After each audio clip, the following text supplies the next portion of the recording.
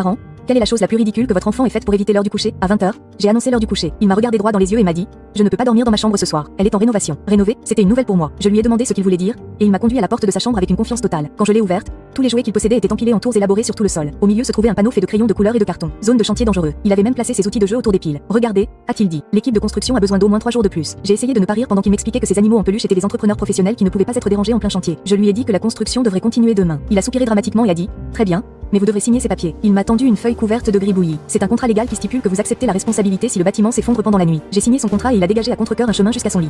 Le lendemain matin, je l'ai trouvé endormi par terre, entouré de jouets. Quand je lui ai demandé pourquoi il n'était pas au lit, il m'a montré un autre écriteau au crayon sur son oreiller. Fermé pour réparation. Le plus impressionnant, c'est qu'il avait réglé son réveil à 5h30 pour se lever et faire l'écriteau avant que je ne me réveille. Je ne pouvais même pas être en colère. Son engagement était trop impressionnant. Maintenant, chaque fois qu'il ne veut pas faire quelque chose, il déclare simplement que cette zone est en rénovation. Ces légumes. Désolé, cette partie de mon assiette est en rénovation. L'heure du bain. La baignoire est en travaux.